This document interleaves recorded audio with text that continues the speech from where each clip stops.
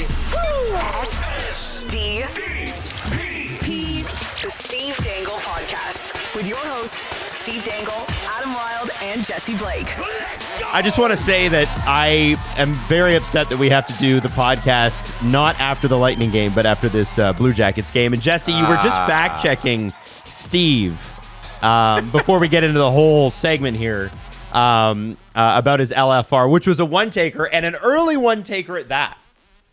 What happened there? Oh, we were just talking about how you got the wrong Eurochecks on Columbus. So the wrong Alan Walsh client? You messed up Adam and David. Adam is on the Blues. David Eurocheck is the one on Columbus. And then you also gave Voronkov a shout out. Like, He's a good player. You're like, he's a good player. Really helped the Blue Jackets beat the Leafs. But he didn't play. I believe he's still on IR. They have a lot of Russian guys, and I was sleepy, and I'm sorry. That's funny. Listen, the Leafs had a happened. terrible performance. I had a terrible performance. We're all friggin' terrible. Buy the doll and then scold it for being a piece of shit. Tell him you're not good enough. Why don't you fact check? If you You want, human garbage. if you want the Steve Dangle U2's doll, it's the link is in the description. Also, and we have not given this enough love because somebody's book just keeps taking up all the oxygen. And somebody's doll just keeps taking up all the oxygen. We're going to be in Steve Dangle's former hometown to see the Scarborough. Oshawa Generals and Peterborough Petes this weekend. And it's going to be the game on Saturday night, and then we're doing a show right afterwards. Tickets are $40. It's going to be a blast, and the great thing is we're seating all the SDP people together. So if you are an SDPN fan and you buy a ticket, you will be seated in the section with all of us. And the Jennies, they were talking to us, and they're like, "Hey, we got a T-shirt toss going, but like we don't have enough T-shirts. Do you guys can you bring some of SDPN T-shirts?" So during the T-shirt toss, we're gonna hopefully have SDPN T-shirts. Man, imagine there's going to be some like 60-year-old Nana who's like, what the hell is SDPN? I think we're gonna throw them to our section. I see. They serve things with like mustard and barbecue sauce at that arena. I'm sure she could use it to wipe her face. Oh my gosh. Sure, that'd be fine. Come see the Oshawa Generals, and they're great players. Both Eurochecks, Voronkov, Austin. Who else? Pavel Svitov. Yeah. Eric Branson will be there. He had a great game last Cale night. McCarr. David Faborny. Can't wait. I'm trying to think of other Blue Jackets legends. Oh, I was just naming people. Scott Harrington. Espen Knutson. Espen Knutson. Yeah. That's good. Anyway, let's move on. stuff. Anyway, Let's move on. indeed. Generals, Peterborough Petes, SDPN night at the Oshawa Generals. Now, Rick Nash. I said that I hate Jeff Carter. doing this after a game like that. I woke up this morning like, fuck. Because we have to talk about both games. And both games matter because they are both sides of the same coin. And the coin is the Toronto Maple Leafs. You have everything that the Toronto Maple Leafs can do and everything they cannot. And and what it really is, what the cannot is consistency. This team for years has done things like we've seen in the last 48 hours. And the issue has always been, well, it's 82 games, lots of time. That's so many games. Time to figure that out. Yep. And season after season after season, well, if you take the game on aggregate, I'm not going to worry too much or whatever. And I get it. It's game 7. But we do have game 7, literally. We do have. That's why they lost. Some history here. Oh. There you go, right? You do have some history here of a team that does this. And it smells a little bit to me like, I think it was game 10 last year versus Boston, where Marchand sort of clowned the team and Bertuzzi's laughing on the bench and whatever. No. There was a distinct turn after that. The difference, I think, is Boston was a team that always clowns the Leafs. And it cemented them in their place of good, not great. You know what I mean? Mm-hmm. You take on a team like that, it's a measuring stick game. You lose once again. Good, not great. You're better than this team, this team, this team. Not this one. You're not in that class. This didn't feel like a measuring stick game, though. No, this wasn't a measuring stick game. This wasn't, of course. Of course. And it was just too perfect because, Adam, half an hour, 45 minutes after the Tampa win, who did you get a call from? I got a call from you. And what was I saying? You were jacked. You were excited. I was. You said, I don't know what to say. You were also saying you were exhausted. Yes, Mats Sundin, I was which we have to talk exhausted, about. and I tried to hype myself up. I was like doing jumping jacks and listening to diss tracks and just trying to get myself fired up. And I had to talk to my friend Adam Wilde, and he's like, you know what? Channel this. Burn the house down. Go nuts. And so I did. And I talked about cherishing every win as it comes to you. And they won tonight, and who knows what's going to happen tomorrow night, but all we have is tonight. Hooray! You won! You beat the Tampa Bay Lightning. Fuck those guys. And tomorrow, who gives a damn? You got the 2 points tonight. And then what did they do? They leafed it up. Same old team. There they are. So we start Welcome with- back, boys. Great to see you again. So we start with, guys, the Leafs put Dennis Hildeby in net. And Dennis Hildeby was really, really good in his other game with the Toronto Maple Leafs this season. This was not his best game. He was bad. He was bad. Team in front of him was bad. He was bad. But I put Hildeby first because I think it's important to say goalie wasn't great, but that was the least of the problems. Yep. I mean, It's not like... he didn't exactly give them a chance to win. I will say that. But man, this team, what do we have now? We have 4 wins, 3 losses to look at. Man, this team can't score when they're bad. Not yet. We haven't seen it yet. Like, I guess it's I think good they haven't had a barn burner game. Honestly, I think this is the first bad loss of the season. It is. And I suppose that's good. It took them 7 games. Lots of teams in this league have gotten their ass kicked. Lots of good teams already this season. Did Florida end up winning last night? They were getting tuned by Minnesota. I can have a look right now. It's impossible with No, all they these lost. games. They lost. They lost. Yeah. There you go. So it's, the Leafs are not unique in this regard. They're unique in that we could see this coming from space. Fun fact about Minnesota, they have not trailed yet this season. Are you kidding? They have lost 2 games in overtime, but they have not trailed in regulation or overtime Wow. at any point this entire season so far. That's actually ridiculous. Yeah, I think it's the 6 games is a record for consecutive games That's like to a franchise record? a league record. That's- I gotta check if it's franchise or league, but I just That's saw that. spectacular. That's It's amazing. it's incredible. They've been the hottest team and they're going very underrated. Other than Calgary. Other than Winnipeg, I should say. Yeah, Winnipeg. Oh, too. true. Winnipeg's Winnipeg's probably been good. 1 on hotness. Yeah. Minnesota's probably 2. This is one of the weirdest starts to a season we've seen league-wide in a while. There's good teams playing like garbage. There's garbage teams who are just way overachieving. You do got to give Columbus props. They Tarasov, hey, I got a name right, was very good. I didn't have the Leafs getting completely sunned by Justin Danforth on my bingo card. That was depressing. They did well. And it's not just that expectations were low heading into the season. Obviously, they suffered a terrible tragedy, but they also have a ton of injuries on their team. So they're way thinner than they even should be. They shouldn't be in the playoff conversation fully healthy. Yep. So to completely get your ass kicked by this team, it's a back-to-back. Ugh. Yuck. I don't give a shit. You're the Leafs. You always play lots of you always play like 12 of them a year. So that's just 24 points in the garbage then? Oh, I didn't see a lot of excuse making about this on the relevant media channels, social media channels. I don't see a lot of people saying that. I really don't. No. I think a lot of people said, "Wow, that really sucked." And I think You saw people going, well, it's thought- the second half of back-to-back. no, I didn't see that. No. But they're trying to find an excuse. They're not giving it to them. They're like, well, maybe this. Oh no, it was. They look terrible. Mitch Marner said, they said, "What are you going to do with a game like this?" And he said, "Flush it down the toilet." And I think if you're a pro athlete, you need to do that. You need to be short memory. When was You that need- opening face-off? You need to move on. Listen, Matthews, Nyes, Back-to-back Tanev, games. and Riley were all -3 last night. Crazy. Matthews hadn't been on the ice for a 5-on-5 goal until that game.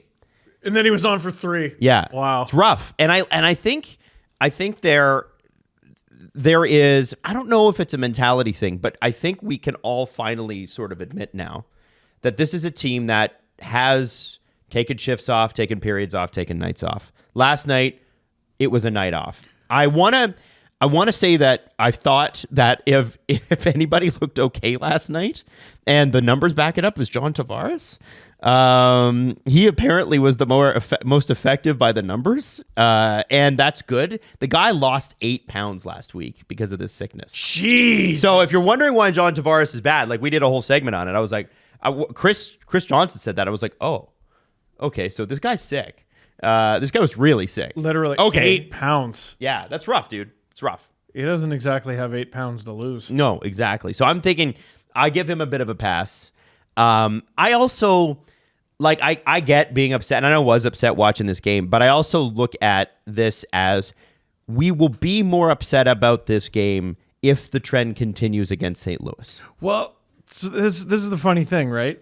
So I look at it as they wanted it so much more than Tampa. They outworked Tampa. They kicked Tampa's ass. It was awesome. Mm-hmm. And then it's like they never boarded the plane. And you can't do that the next 2 games because you have Berube's first game against the team that fired him and the team that eliminated you. Jesse, you're at the game Monday night. Vibes after the game in the press conference. I bet they're immaculate.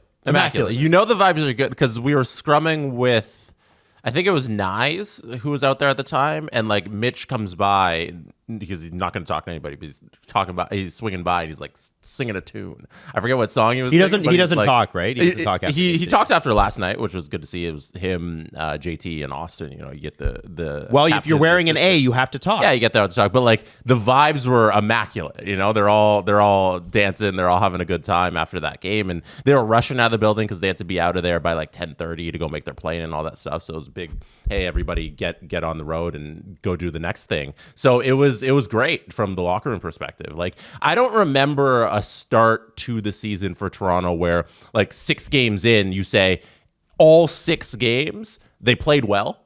I agree. They're in every game. They're competitive. And at that end of that 6 games, you saw it on the pregame too last night, where before the game, they're sitting there, the TSN panel, and they're like, "We've never had such a positive pregame before because we're at this point. This is the 7th game, and there's nothing really to complain about. Nope. You know, there's nothing like what do you point to that says like, oh, Toronto's got to fix this? There's no discussion there, and everything was great. And then they completely reversed it by the end of that first period. Well, I think sometimes these games. And I think, you know, obviously we're all Leaf fans, so you're going to get pissed off watching a game like that. And I think I like that.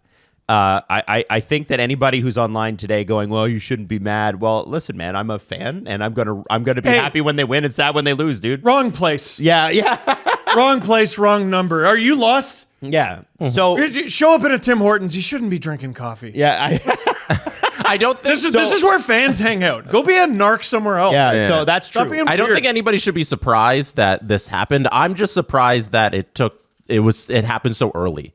With the new coach and how everything was going, I didn't expect, because they're not going to be good every single night. No. I didn't expect on October 22nd that this would happen. That game 7, we get the, oh my God, they're not even trying type of performance. I thought we'd get this a month in, or a couple months in, you know, like it'd be late November or something, because that's going to happen. So I'm shocked that we're at this point and we have this performance. But the important thing here is how they rebound on Thursday. Like Adam, you mentioned it. I think they have the right mentality that, okay, now it doesn't matter anymore. You have to have that mentality as a professional athlete. When things go wrong, you have to forget about it and move on. And now we got to see, is it truly different from Sheldon Keefe to Craig Berube? Mm-hmm. Is he going to get them back on the horse for a consistent long period of time now? And we shouldn't back to be having this type of game, this type of conversation for a long stretch here of the season. We got to go dozens of games here before we see something like this again. I know it's October hockey, but in 24 hours, we got this team's October ceiling. and their floor.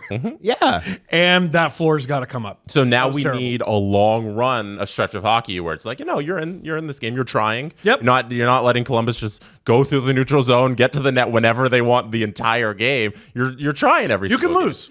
game. Rangers loss. Yep. Yeah. Hey, great loss. That you're Montreal, I didn't even hate that. Montreal, even better loss. You're nitpicking, right? Like with the Rangers, I'm like, okay, you lost. Well, I think it was 4-1, but Yeah, it was really it was 2-1. 2-1. It was, Yeah. it was a 2-1 Yeah. game. And you're like, okay, you only scored 1 on Igor. He was really good. If you could have had a better game, here's how you would have done it. Go to the net. Next game, you actually do that. But yeah, like it's if any game you lose, you're going to have things where you could have done better. This was just unwatchable. Exactly. If- That's unacceptable, and Yeah. you can't have that type of performance again. And if Berube is the better coach here and he's able to get something else out of this team, they won't have it. So now it's like, let's see this thing actually in action. So I wanted to say this, like on balance here. Game 8 is going to be St. Louis, and that's 10% of the season already.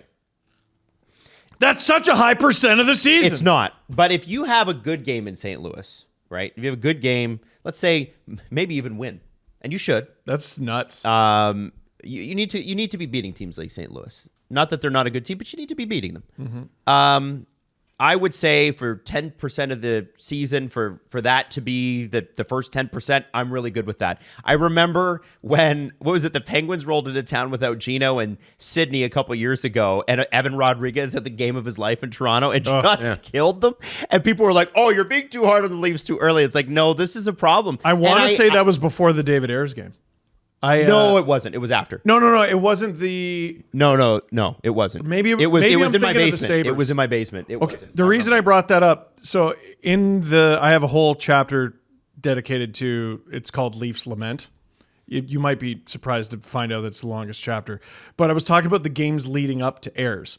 The game before that was a 4-0 win against Pittsburgh that killed them. But I want to say they lost back-to-back 5-2.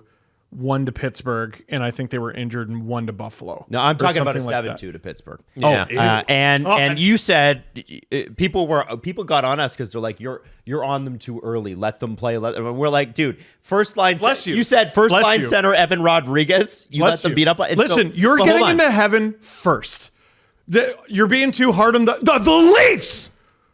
Bless you. In the year of our Lord 2024, bless you. So can I just truly the best among us? I don't know how you do it. Can I just say that if this is how the first 8 games look, I think you made a really good point. Thank you. We've seen stuff out of this team in the first 8 games, first 7 games, because we haven't seen the 8th, that we have not seen, that we've been begging for. Absolutely. Going to the net, shooting more, a shot from the point on the power play unit. Hey, look, they actually changed someone out of the power play unit for first time in half a decade. All this stuff is great. But you make a good point about the worst. And this is any sort of performance-based career. You want to have, on your worst days, you want to have a better worst than the next person's best. You got to have a high floor. A high floor. And we saw that this team, now Hildeby didn't help. No, But they didn't help Hildeby either. No, they did not. And I look at this and I go, that's a bad floor. So there's something to work on. The TSN panel, not much to complain about. I can't believe nobody knocked on wood. I was like, are you guys crazy? Are you out of your mind? You need to now go, on our worst nights, we still need to win. Yes. Or we lose 3-2. Right. A Columbus getting You can't have Columbus going up 5-0 on you for the second season in a row, by the way. Yeah, it happened before. Stop. Columbus has been a bit of a weird bugaboo for the Leafs. It's horrible. Strange. So The game you're thinking about, Adam, is the 7-1 loss that the Leafs had to the Pittsburgh Penguins on October 23rd, which is today in 2021. So Yeah. there you go. I remember you came in on the Monday and there was like a whole bunch of back then there was a whole bunch of there was like a few accounts that were like, oh, this is the Leafs year and how dare you say otherwise. And we were like, we're not saying that we're not fans here, but there's some real issues, some glaring issues with this team. Yep. That was the game where Drew O'Connor scored twice and everybody was out of the lineup. The Penguins were playing without 5 of their best players, including Crosby, Malkin, Chris Letang.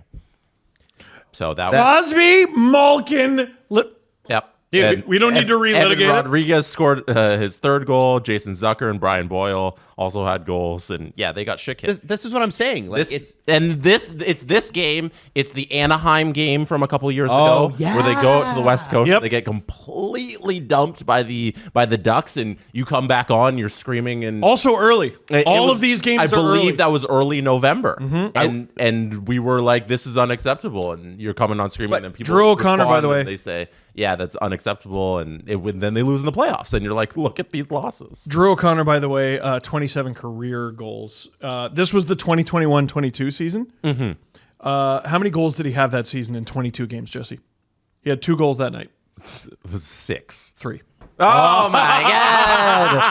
How many games were in that 21 season? Because it wasn't 56? Yeah, it was. It was the COVID after. no, was No, that, this no, is- that's 21-22. Yeah, 21-22 was full. It was full. Okay, okay, yeah. So, but Brutal. again, I'm like, I'm trying to take this all on balance. Like, okay, so now we know what we need to work on, and I think what we can't lose in this is A game to Columbus.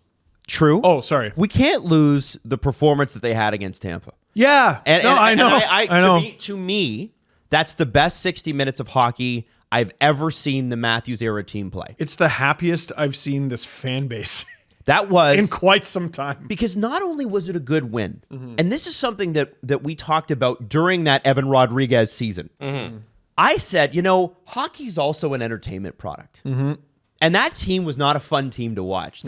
We had conversations, and multiple people were having conversations of, this is a hard team to get behind. They're not a likable group. A lot of the same guys are still here. But what they're doing is they're playing likable hockey. And likable hockey often wins you games because it's hits, it's going to the net, it's heroic plays, it's crazy saves. General give a shitness. Yes. I think this is the most likable team we've seen in a long time in terms of how they play. The way Toronto wants a team to play is the way that Craig Berube wants a team to play. That's clear.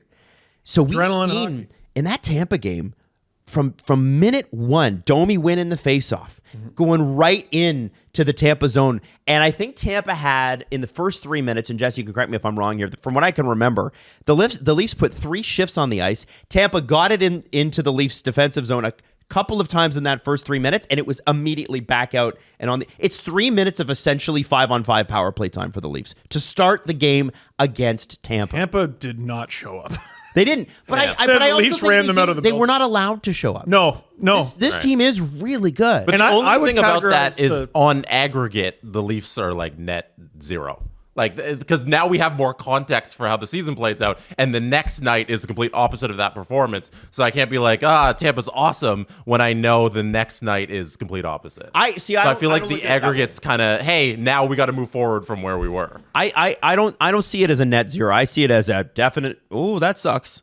But I also see it as you need a team sometimes to have a game like this. To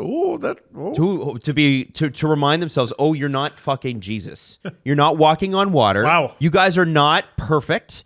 You got to work, and you got to work every night because you said it on the LFR last night. It's the NHL.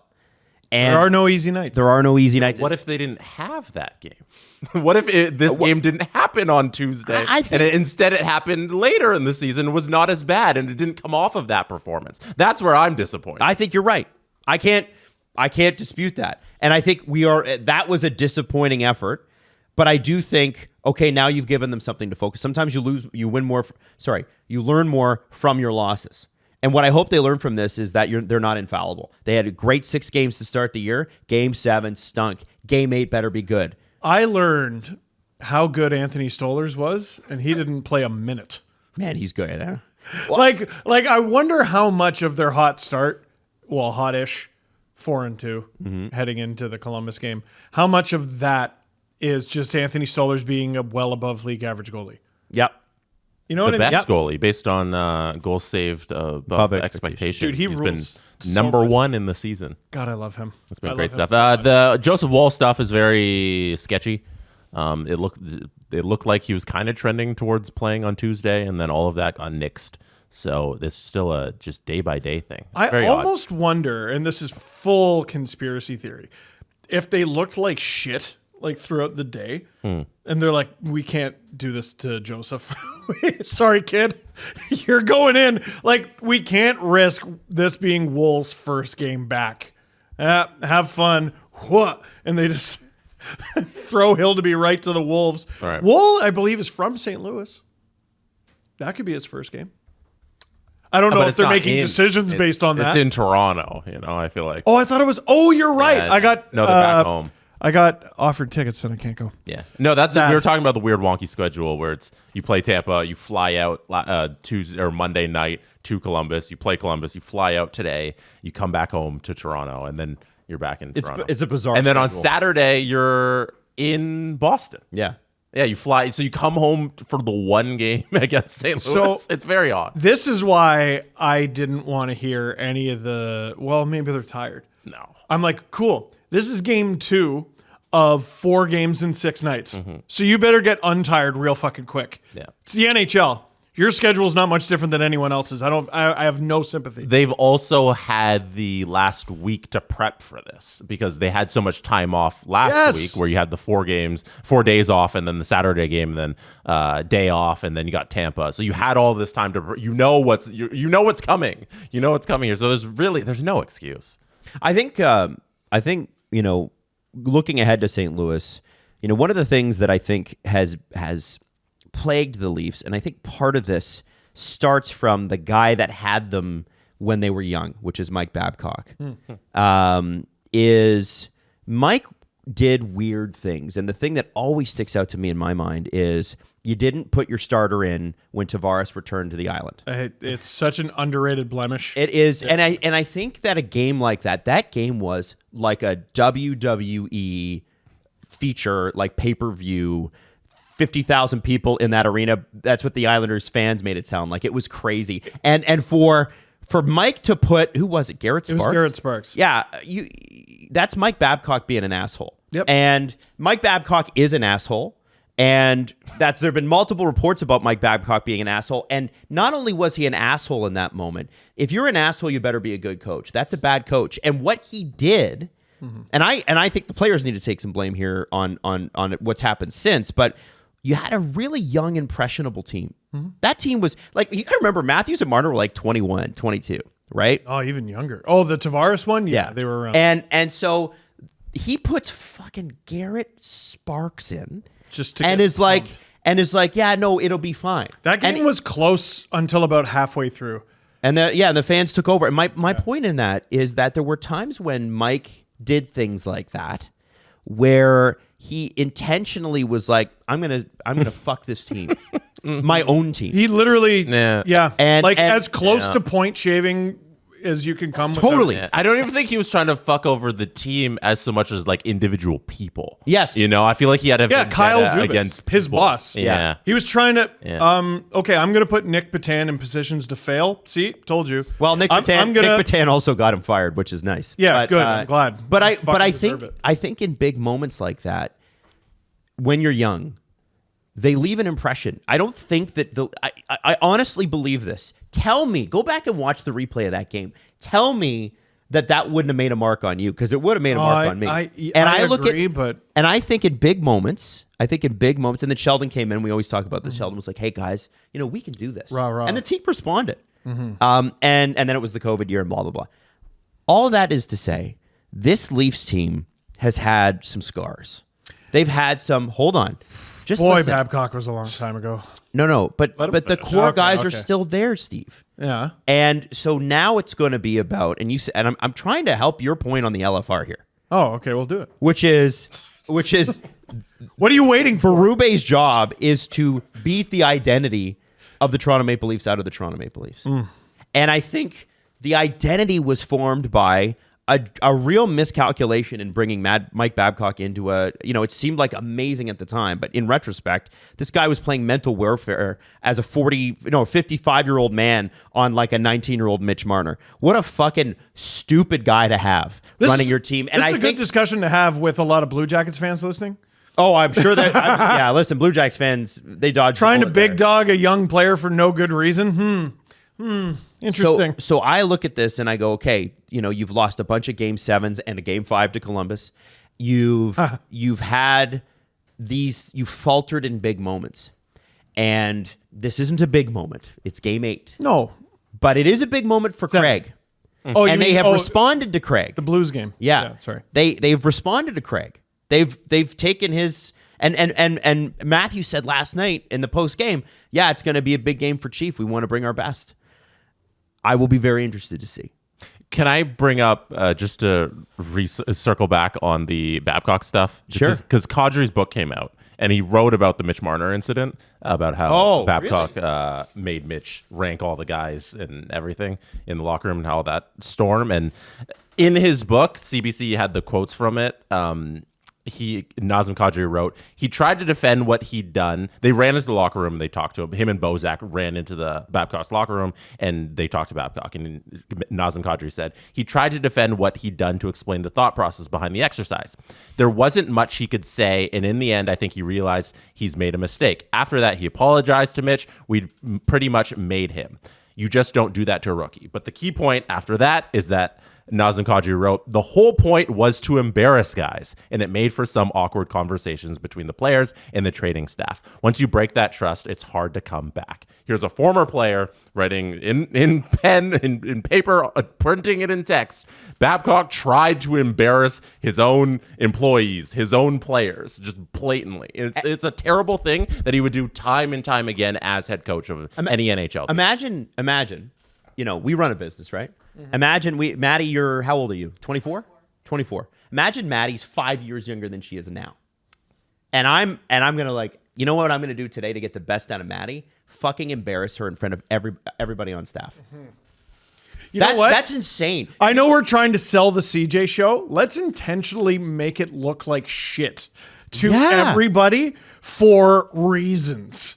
But what was wrong with that? I think that when you talk about mentality, I really do bring it back to your formative years. And I see the Leafs breaking out of that finally. That's the part that I'm excited about. The Tampa game for me, it was like, oh, wow, this is new era, new Leaf. And I know everybody's like, well, look at the Columbus game. Yes, there are going to sometimes you got to, when you're stepping forward, you do take a step back and then you step forward some more. I'm a big believer in this group. It's the best hockey, except outside of last night, that I've ever seen them play in the Matthews era. Ever. There's no such thing as fat and happy in the NHL. No, you can't be. Right? I think the confidence they gained from their win over Tampa was earned, and maybe they got a little too high. It's going to happen. It might as well happen now. And it better not happen again. Yeah. Okay. Now, I did want to mention, I did want to bring up this thing because I thought it was funny, and it's a fun way to end the Leaf segment here because Tampa did what Tampa does. And they did it. Keith called it out when in most underrated shitbirds in the league. Absolutely. Oh my God. They get embarrassed. So you send the fourth line out there to run a goalie and make the Leafs take some penalties. And Domi had to rearrange Gergensen's face and did have to take a penalty and whatever. And the refs had. You think the Leafs night was bad in Columbus? The refs had a terrible night Monday night against Tampa Leafs. Adam, you ever been fishing?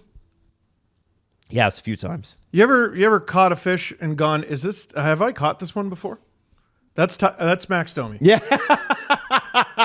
Teams just go and they reel them in. And then next period, you're like, oh, I caught the same one. I could tell. I thought it was interesting that at the end of the game, so they did that in midway through, I think, the second period and got the penalty. And then Bobby McMahon got the penalty for taking off his helmet. I'm like, you guys for a full 2 minute 5-on-3. Yeah. And it was amazing because it gave the Leafs so much more momentum. But this screenshot right here at the end of the game, John Tavares and Mike Eyssimont. I have been watching hockey for such a long time. I've never seen this. He's got him in like the Bob Backlund crossback chicken wing. That's like crazy. inverted. Yeah. Yeah. It looks like AI. It does. And then you get Pacioretty you're so right. It's like AI doesn't know how many limbs you have, and it gave Eyssimont 3 arms. Or maybe just 1? Yeah. But definitely not 2. What the frig is going on in this? I don't even know how to describe it for the listeners. So Mikey Asimont is bent over, looking to his right. He looks like really the McDonald's arches. Yeah, like he is like a cresting moon. And then John Tavares has got his left arm over Asimont's right arm, and somehow John Tavares' right arm is under Asimont's neck and giving him like a noogie. That probably sucked a lot more than getting punched. Oh, I can't imagine that felt good. And stinky, you're getting the full palm of Tavares' stinky left glove right in your friggin' fotch. Ugh. So last week we talked a little bit about the Halton Women's Place Walk to End Violence. Want to take a second and talk about it again. And these are some stats I didn't include in the last read because they are jarring. Since 2018, the number of women killed each year in Ontario has gone up by 68%. In 2023, 62 women have been killed by an intimate partner in Ontario. That totals more than one person a week. Intimate partner violence was declared an epidemic in 2023 by 93 municipalities across Canada, including Halton. The federal government has also declared IPV an epidemic. And the Halton's Women's Place is the only domestic violence shelter in Halton region. Wow. And so this is a really important event to be a part of. Wow. They used to... I got a stat for you. Your stat. Number of Steve Dangles willing to drive to Halton, 0. 0, because he won't go across that Yonge Street I line. will go to Halton. How dare you. This used to be called the Hope in High Heels, and it was centered around men and boys pledging their support to end violence against women and be a part of the solution. This is now obviously the place walk to end domestic violence, and the whole point here is obvious. I say Steve sneezed. I'm He's really sneezed in the middle of embarrassed. it, and I do love that you broke the tension with a sneeze, Steve. I'm sure that they'll forgive you when this tried to inevitably hide goes them. to air. No, that's staying in. That's staying No. in. That's staying in. I'm sorry. I do want to say this. Hope in every step. Listen, Saturday, November 2nd, 2024. Check-in is at 10 a.m. Walk is at 11 a.m. at Burlington City Hall. $40 for adults, $20 for youth, $5 off per person if you register as a team. This includes a catered lunch, toque, and access to booths and activities. And obviously, it goes to support the Halton's Women's Place to end domestic violence. So please check it out. If you want to support them, go to justgiving.com/campaign/HIES24. Again, Or click the link in the description. oh, there's that. Yeah. Yeah, there's that. Or I could just keep repeating. No, say it one more time. HTTPS Yeah. Oh my semicolon It's forward. not a semicolon. Forward, no. no, it's colon. Is it colon? Colon. Oh, Yeah. okay. Oh, Okay. I'm sorry. Did I interrupt your sneeze for that? // Anyway, listen, it's in the thing. So check it out. It's for an amazing center, and it's an amazing event. On Monday night, Adam streamed the game. He does a little watch along on our YouTube channel every single Monday night for the Amazon games. This was the first Toronto Maple Leafs game, and I believe next week you're getting another Leafs Yeah, game. I got Leafs Winnipeg. What did you think of the broadcast? Well, so it was very interesting watching Leafs Nation react to the broadcast because I saw the first Right, Amazon most Monday night people game. didn't. And I kept saying, there were things that I kept saying on the show. They're going to do this. They're going to do this. They're going to do this. They're going to do this. And people were like, wow, they did this. Wow, they did that. I'm like, yeah, that's what I've been trying to tell you. Not everyone watched your stream, and that's why they should. No, that's okay. I don't mind that. But it's like, when this was announced, I think I think people have been lulled into a false sense of boredom with the broadcasts, the way they're done. False sense of boredom. As in, hockey broadcasts need to kind of stink. ESPN's taken a little bit to get some of their broadcasting elements up to par. TNT's done a great job. TSN are the old, reliable gold standard of hockey. That's how they do it. Sportsnet has been up and down and different personalities. And like you look at their... when they got that rights deal 10 years ago to now, like there are no recognizable faces with the exception, I think, of Ron McLean and Elliot Friedman. And, I look at the package that Amazon put together. It's so interesting. They have done it the way that Hockey Night in Canada used to do it, guys. They did it the cheapest possible way. What did they do for 45 minutes to start the game? We talked about this on the show. They just ran the in-arena feed. That's it. And you can watch a little warm-up. Dude, when I have Leafs tickets, I'm there at 6 o'clock so I can see warm-up. I've done that since I was a little boy. I love watching warm-up. And I wasn't even one of those kids at the glass asking for a puck. I just would sit there and watch them. And back then, they could do warm-up without helmets on. Ooh. You can see their hairstyles. And then so they run like an in-arena vibes feed, okay? And then what do? They take a $500 table. Literally that Amazon desk is like $500-600 to get it custom made. It's not that expensive. And they give Adnan Verk a microphone that's like a $100 microphone, and the other two people on the panel. You're budgeting the whole program. Dude, it's like $1,000. And that what's the most expensive part of that set that's not human being is the suits. The clothes they're wearing is more expensive than, and they do a one-shot camera.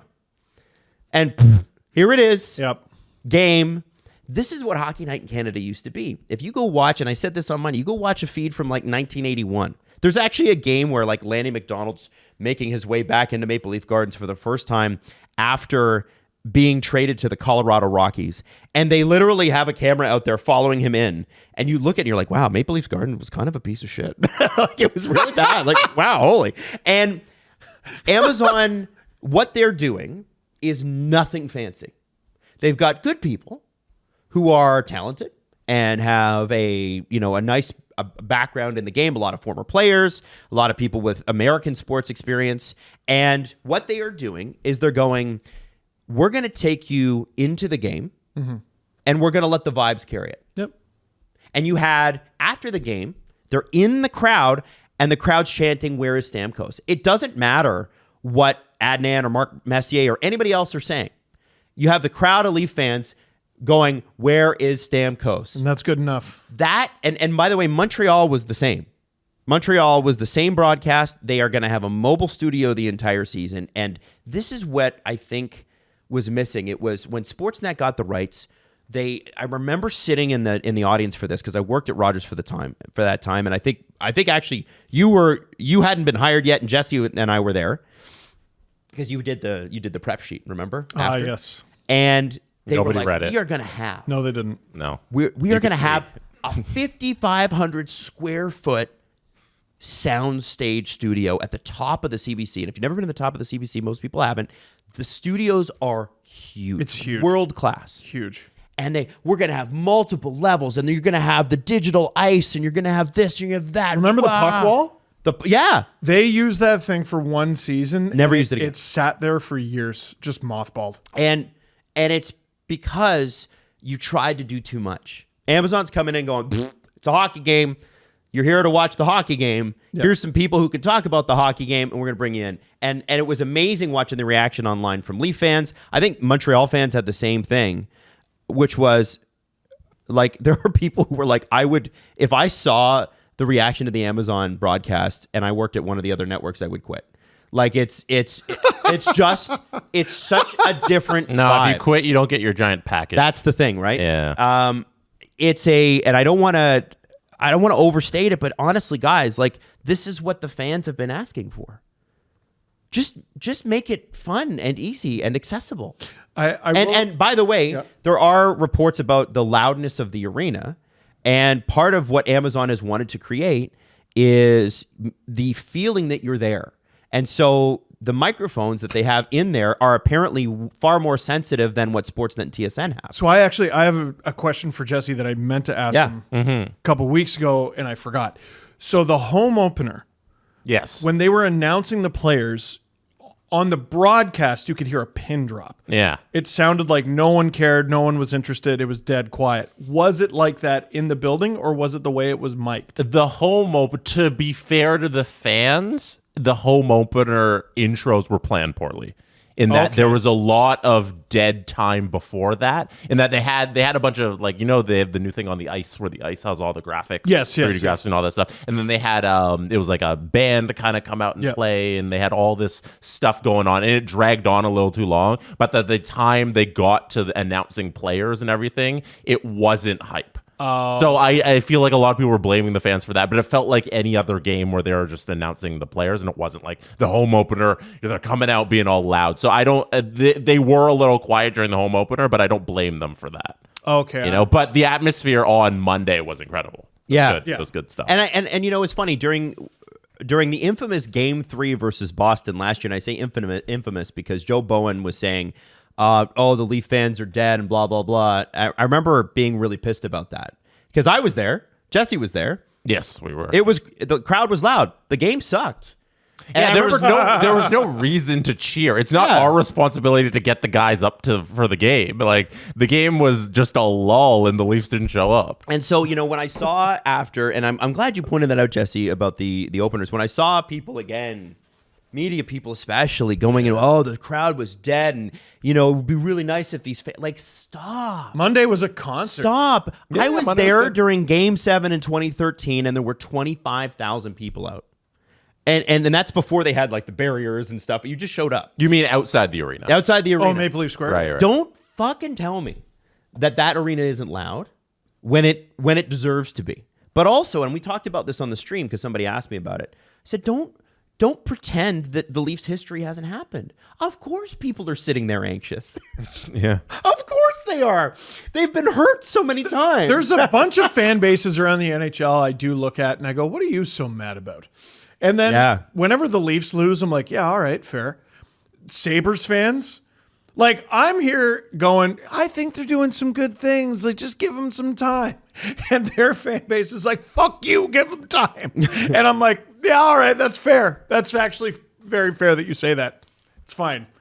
How could you ever blame Leaf fans for being somewhat anxious? Yeah, I don't especially when it comes understand. to playoff time. No, So- Monday was great, and I think you also see games in the middle of the season, in the middle of the week, you get better crowds than on the weekends. Because that funny? the people who have the season tickets, they'll sell those games, and the people who can afford to go to games, there's dynamic pricing, so the weekend games always cost more. So this Monday night Tampa game early in the season, you got a lot of fans who won't be there game one of the playoffs, won't be there opening night, where everybody who has the expensive seats are going to their actual seats on opening night. It was great. They got a round of applause at the end of the two-man advantage penalty kill, all that stuff. Stoller's got a giant cheer after every save. The crowd was really into it, and you see it on those nights that there are fans here to cheer. It's not every night we're not getting Philly. No. Philly, every single team they have is a different atmosphere. New York, too, when you got Knicks fans in there at the Garden, probably not the ones at the bottom, but the ones in the mid sections. It's a great atmosphere. We don't have that every night in Toronto, just because of how expensive the tickets is and the type of person who goes to the game. But on nights where you have a night like Monday, it's great. It's fantastic. Yes. And hey, if you want to be at a weekend game, and a high-profile one at that, Leafs, Oilers, November 16th, if you donate to my Easter Seals team, Rachel's Raiders, Adam's on it, Jesse's on it.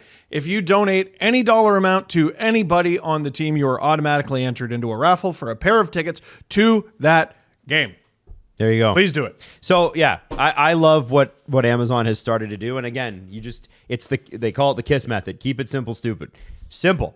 We're gonna put you in the game. You're gonna see a bunch of fans. You're going to see warm-ups, whatever, and we're going to do this cheaply, and it's going to run well, and boom, boom, boom.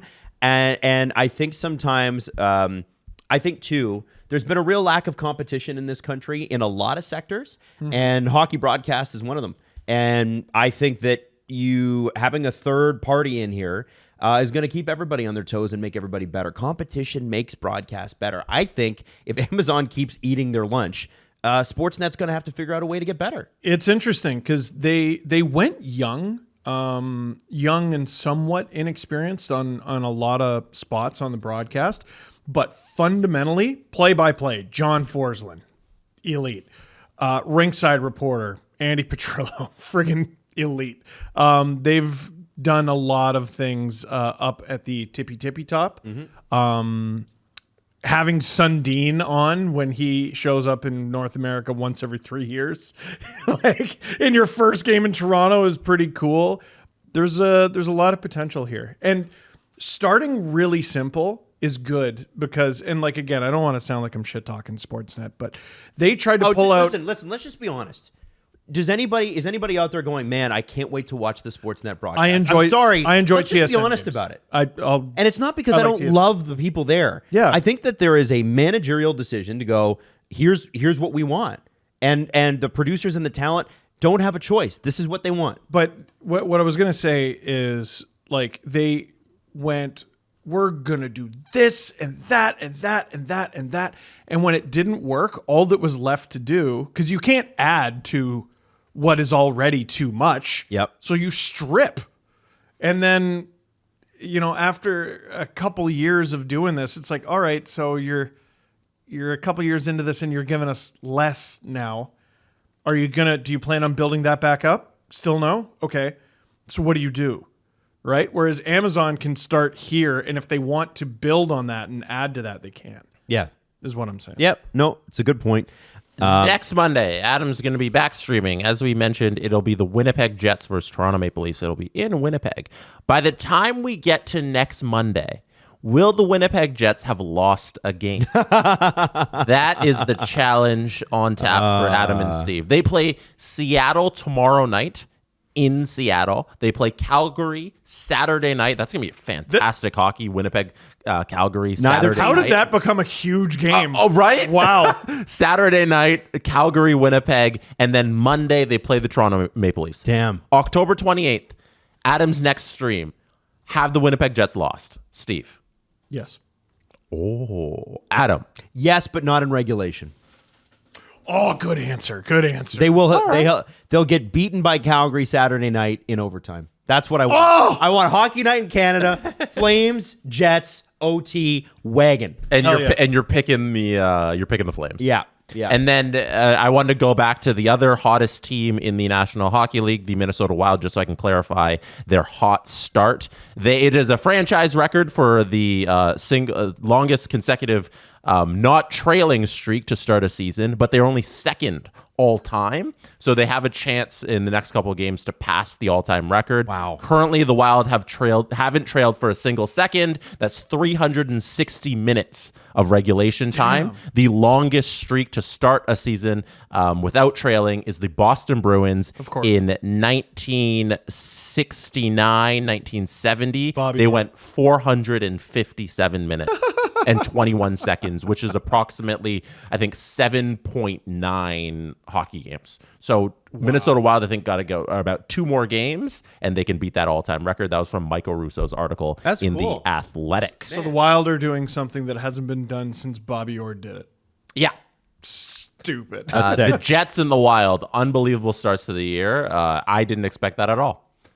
And the Connor Hellebuck 920 challenge that I got, like it's Are you getting your ass kicked? not going well. He's currently at a 948 through 5 starts this year. Who told you?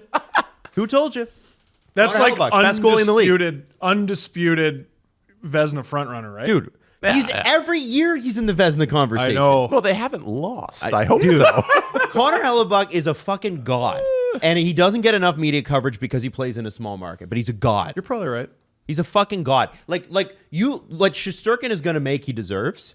What Hellebuck is making is a fucking steal for the Jets. Yeah, no, it's unbelievable. $7.5 million bucks. I understand the kidding age me? thing, but whatever. Whatever. Oh man. Hey, I wanted to. He is 1 season removed from winning the Vezina Trophy, so I think he has received some recognition Every year, which was also like his second Vezina Trophy every of his career. year. So He's better, honestly. People are recognizing I know that this. Linus Ullmark he deserved his Vezina, whatever. But Linus Ullmark was playing on like a crazy team loaded with talent. Fucking Hellebuck has not had that since 2017, 2018. Crazy team loaded with talent this way. The way that the Bruins were. You look at that Jets. No team, Jets fan listening to this wants to hear that. They Jets- should have won the cup. That Jets team They should have won the cup. Unbelievable. Yeah. Unbelievable. That was good. Fleury said, no, not this year. That's what I mean. Yep. And yet Hellebuck continues to be himself. Man, guy fucking rules, man. He's my favorite goalie in the league. I want to talk about this. We got 2 big hits. That one was a $5,000 fine, the other was a non-suspension, and it's causing some things. So obviously, we'll start with it's Toronto-Tampa, Oliver Ekman-Larsson on Jake Gensel. And Jake Gensel does here what I think you should do. This is the smart move. And Steve, what happens when you get hit and it's kind of maybe on the line? Refs have a really hard job, and sometimes they make decisions on what they think they saw. That is why you need to confirm what they saw by acting like you are dead. And Jake Gensel does that, gets up and plays perfectly fine after this. This is what do they call it? A reverse hit? A reverse hit. Yeah. A booty hit. And I understand when we play the screen grab of this, we can't play the actual hit, but we do a little screen grab here. I understand why Oliver Ekman-Larsson is penalized for this because technically It's interference. It's interference. Yeah. Gensel hadn't touched the puck yet, right? He's going for the puck, but he hadn't touched it yet. That is textbook interference. A $5,000 fine for this was a real shock for me. And according to Darren Dreger, a 1-game suspension was on the table. I don't know how you do that. Oliver. You don't play for George Peros' former team anymore. You got to cool it. That's what Can it we is. show it Like, on the screen? Can we show this the Sure. reaction here? I don't. Here, let's see it. Bang! Yeah, it's interference, and it's not great. And as a You know what? If they Everyone- suspended him, they would have done him a favor, so he didn't have to play against Columbus. geez, yeah, he could have used the night off. That was terrible. Sorry. No, Gensel puts himself in a vulnerable position, but at the end of the day, you can't do that. No. Right? Fine. So, yeah, protect yourself, but, Oliver wasn't supposed to interfere with that player. He received a 2-minute minor for the interference that he interfered, and it didn't matter. Just like a couple years ago with Kyle Clifford, it didn't matter that he was kicked out. Game 1? He got a 5-minute major in the first period of a Stanley Cup playoff game. But you see, the Leafs killed it off. So he got 2 games. Because Right. that's how these... I don't respect them. Like, fundamentally, I don't respect them as hockey people or men. They're so terrible at what they do. And I think they buckle I think a lot of Leaf fans are almost there. They're almost there. I saw a lot of people say the conspiracy theory that they subscribe to is that the Department of Player Safety is against the Leafs. I don't think it's necessarily that they're against the Leafs. I think they're, at their core, terrified and resentful of Toronto. There are a lot of people, I've hung around enough and heard enough things anecdotally. There are people at the league who are terrified of this market. They are. Terrified how? This isn't... Because this, I'm going to be honest with you. This is coming across like a little bit... Oh, it's a little Alex Jonesy for me. I know, but it's like everything with the NHL. The lights are far too bright. And that's how they treat this market. That's how they've always treated it. When something happens with the Leafs, you got to put on a show.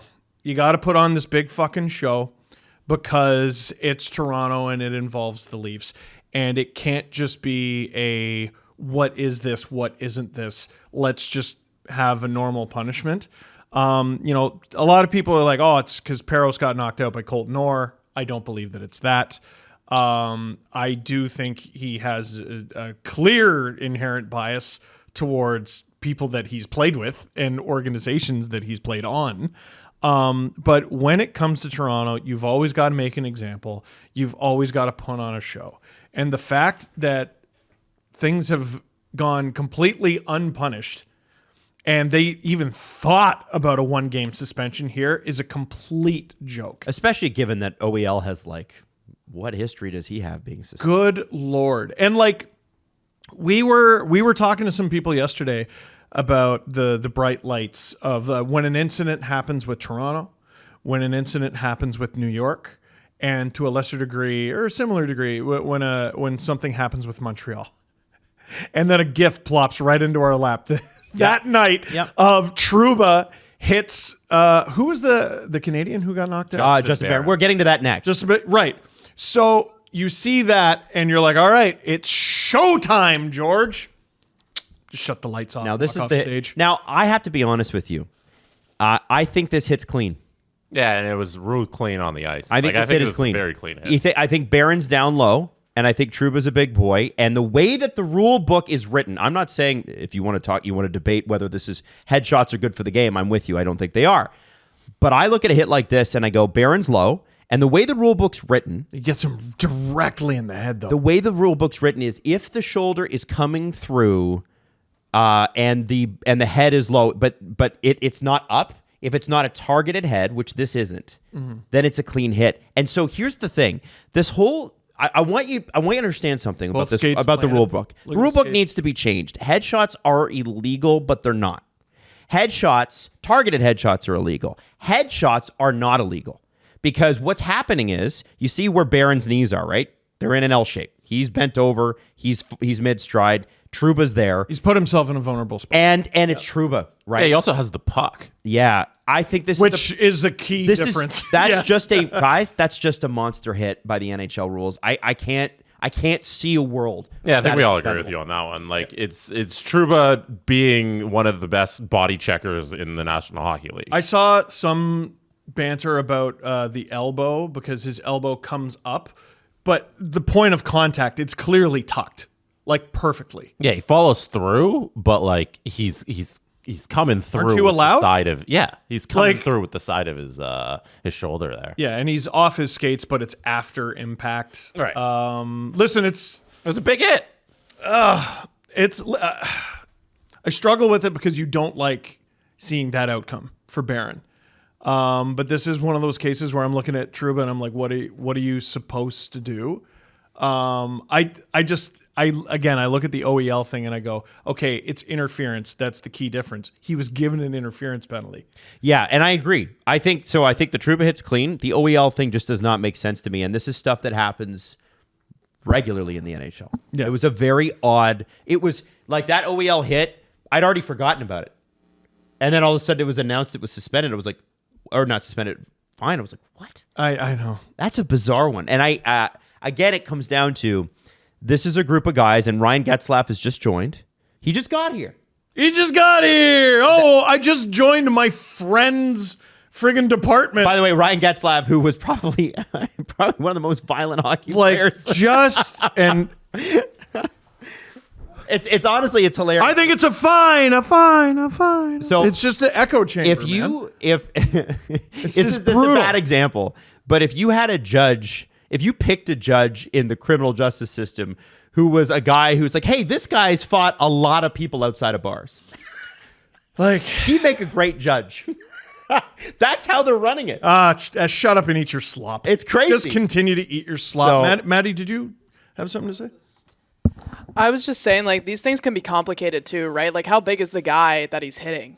Like, Oh, how- no, Trouba's bigger. But the point is, if the hit... But just the height, right? But if the hit is coming through the chest area, it's perfectly legal. And it is. Yeah. And I know his head knocks off a Trouba's shoulder, but the reality is the way the rule's written is that it's legal. Yeah. Yeah, And I know we differ on this. I think when there's a borderline hit that isn't fined or suspended, like this one, Yeah. or maybe not even necessarily borderline, but something that drew a lot of attention, it's Rangers, it's Habs. I think you should put a spotlight on it. Yeah. And you should be like, this is why this is within the rules. That would be setting a You've been precedent. doing that all day long. Yeah, exactly. All right, what do you do all Thank you. fucking day? Like, Thank you, Jess. It's never going to happen. Again, we've talked about this on the show. Steve, why would they want you to be able to hold them to account?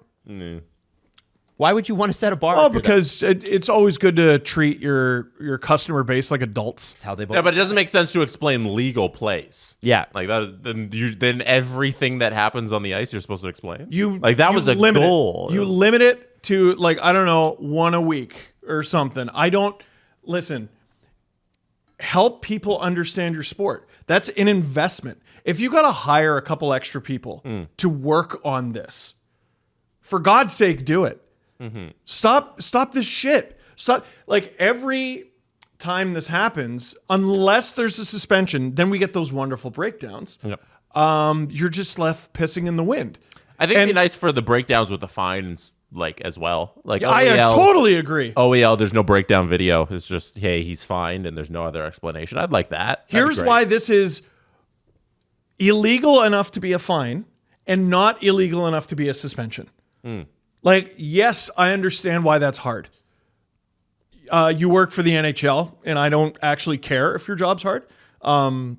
Yeah, you work in the best hockey league in the world. Fucking grow up. I agree with that And- 100%. Like the fines are Like they're infractions just like the suspensions. You've declared that something here was illegal enough to warrant a fine. That should also come with the same explanation as the suspension. I 100% agree with that. Yeah, I agree. To put this in former player terms, since that office is almost exclusively former players, you can't win without buy-in.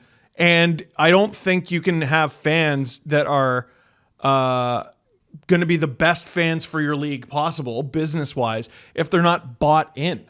You got to give them something to chew on, for God's sake. You can't just be like, this bad, everything else good. Like, why not highlight why this is okay? Why not?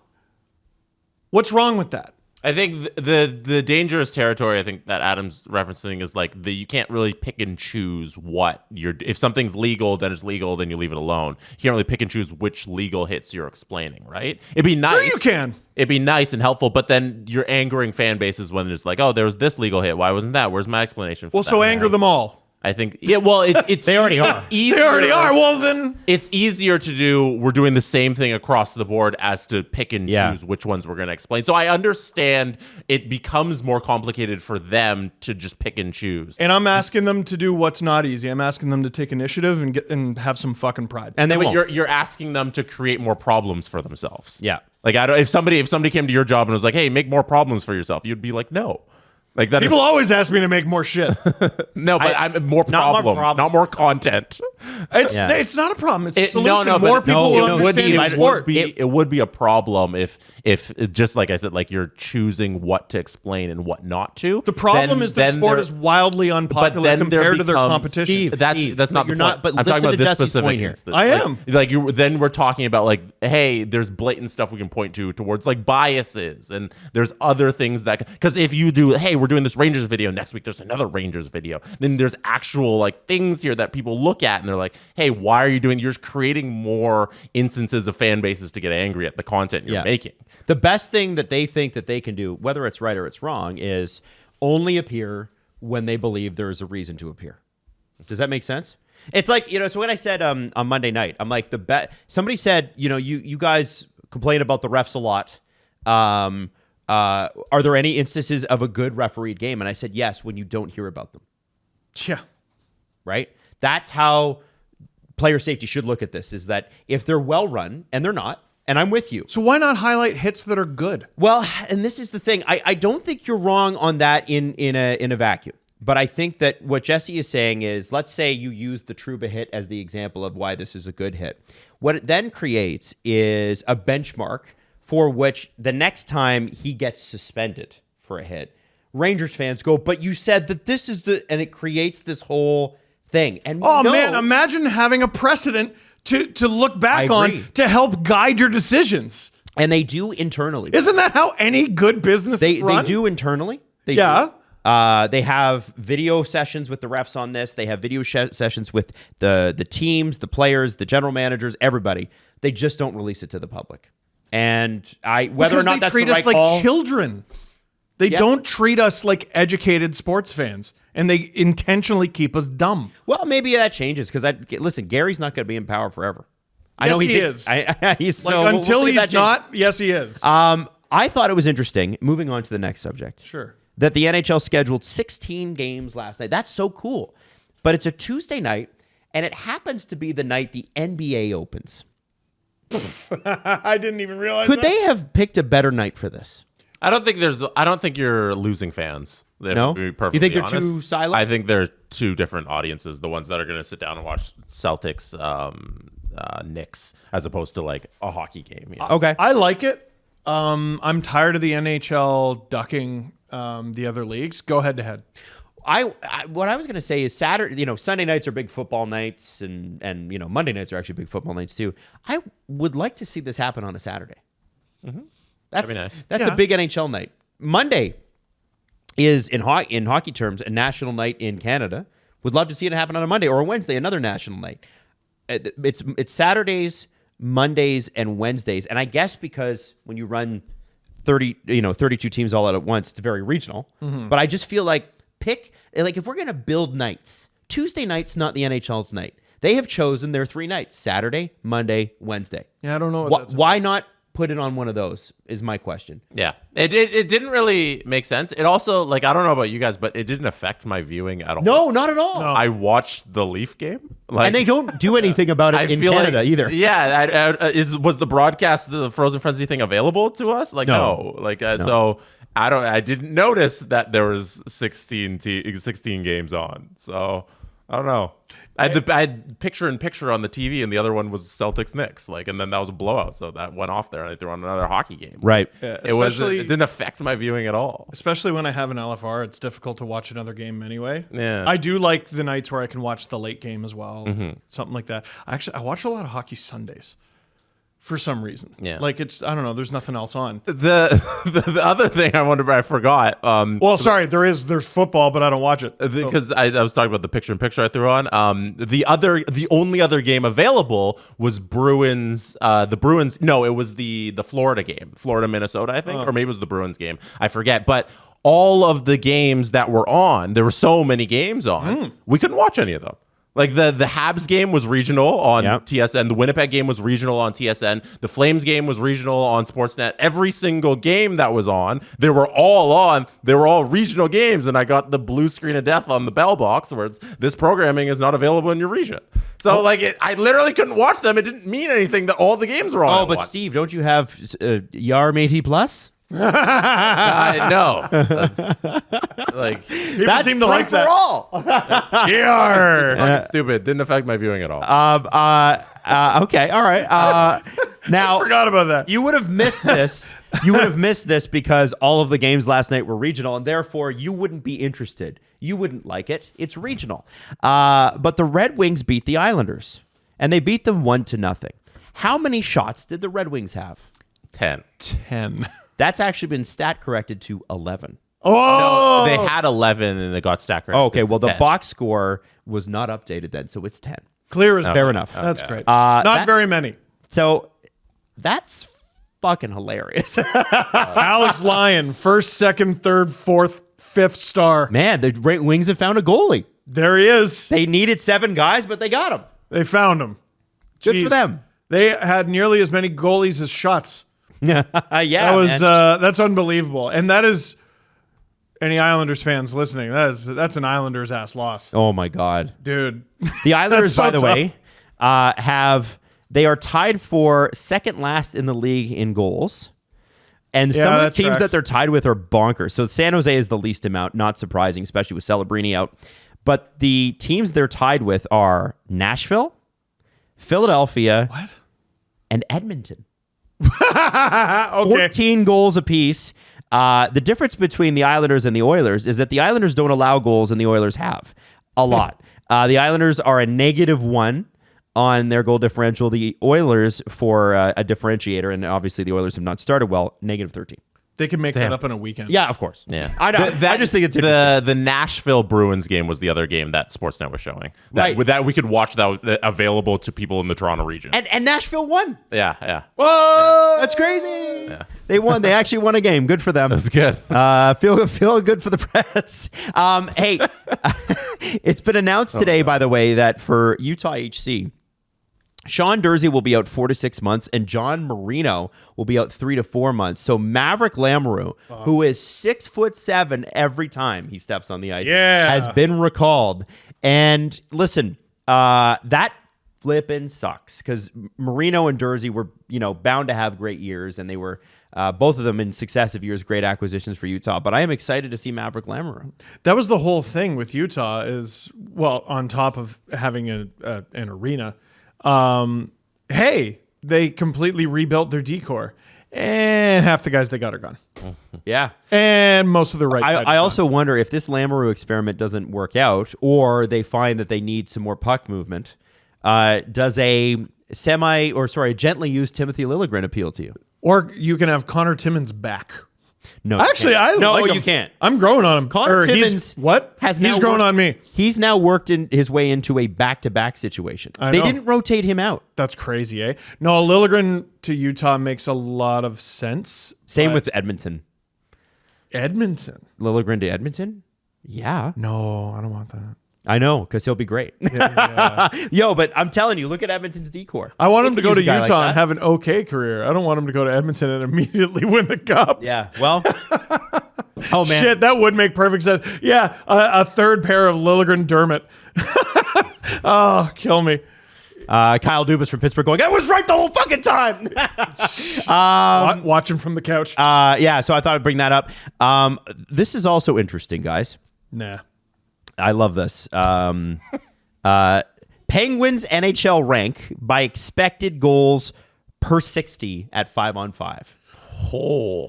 That's a lot of words, but your 5-on-5 expected goals. 22-23, they were 21st. That's the last year of the Hextall-Burke era, if I'm not mistaken. Yes, it was. Then you have the Kyle Dubas era. Last year, 5-on-5 expected goals per 60 is 27th. That's surprising. Surprising, considering we thought, really, and it was, their power play was the issue. Yeah, I thought they were okay outside of that. So that's interesting. And this year, small sample size, we're about 10% of the way in. Small sample size, they're 30th. Oh, man. Who are the two teams behind them? It's a good question. I'll have to check Evolving Hockey on that. But I love when we do that. I love, man, these guys are like third last. Who are the other guys? man, this is That's gonna take too friggin' long. awful. that's going to take a while. That's going to take a while. Oh, forget it, dude. yeah. It's fine. Whatever. But I just thought, this is a guy that Dubas's teams, say what you want about them, but they always have pretty good numbers, 5-on-5 expected. And I'm wondering, You said expected per 60? per 60. Oh, okay. So I'm trying to figure out now what do they do? Because they've had a good start from Lars Eller, they've had a good start from Gino. Although Gino didn't have a great game, I think, the last game. That's okay. That's all right. He's been. Negated by all the seller ones. What are they going to do? You got a $5 million goaltender sitting on the sidelines. Dubas has a blind spot, I think. I think we've seen enough from his time in Toronto, and now he's been in Pittsburgh for over a year. Mm-hmm. If you had to say he has a strength and a weakness, okay, he gets a few good forwards, really, really good forwards. They put up a bunch of points for him every year. Then he's got to fill out the rest of the lineup. Now, come playoff time, it never really seems to work out. But he has been pretty good at identifying this guy for cheap, this guy for cheap, this guy for cheap, and I can fill out a bottom six. One thing I've seen a lot of Penguins fans talk about is this bottom six compared to last year's, and they're like, wow, what an improvement. It is. Jari is not in the net anymore. So once Nedeljkovic is healthy, you have... And he is. Oh, and he is. Playing. There you go. Sorry, last I checked, he was on his conditioning stint. So you got him and Blomqvist. You could do worse than that. That's okay. You can get by on that. Decor's terrible. And in Toronto, very consistently... Decor was always terrible. Or thin, When that's Toronto his blind got spot. Jake Muzzin, they shouldn't have stopped at Jake Muzzin. No. They should have kept going and getting more people to surround Jake Muzzin and Morgan Riley. Well, and they didn't. Look at some of the draft picks. Dermott, who started pretty good and fizzled. Now he's in Edmonton, and we'll see what happens. Injury played part of that. Rasmus Sandin never quite gelled with the team, even though the potential was always there. Traded him. Timothy Liljegren. I think that was a Mark Hunter pick. Sorry. And man, he was supposed Lou to Lamoriello pick. People forget, man. Timothy was supposed to go top 5. He was. At one At point. 17, that was a gift. Yeah. It was a gift from God. You can't revisionist accept.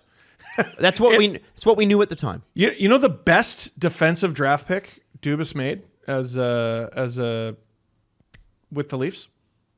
Sean Dursey. Yeah. No Never played a question. single game for the organization. Yeah. No question. It took him with a second rounder in his draft plus 1 year. Here you go. Send him straight to LA. Steve, everything you said was very nice. And I think it still holds true. But Adam, I'm pretty sure you have the stat backwards. Do I have the stat backwards? Are you fucking joking? They're 30th in expected goals, but they're third. They have the highest expected goals. Liar. Right now, Per 60? right now, expected goals per 60. The only teams ahead of them are the Rangers and Hurricanes. No, Adam. 4.42 expected goals per 60. The Hurricanes have 3.78, and the Penguins in third place in the league by expected goals per 60. You've exposed my plan. Have 3. Which is to dunk on the Penguins every time. 3.42 expected goals per 60 according to Evolving Hockey.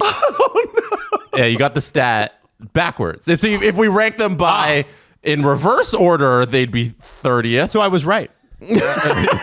Yeah, no, you got them in 30th.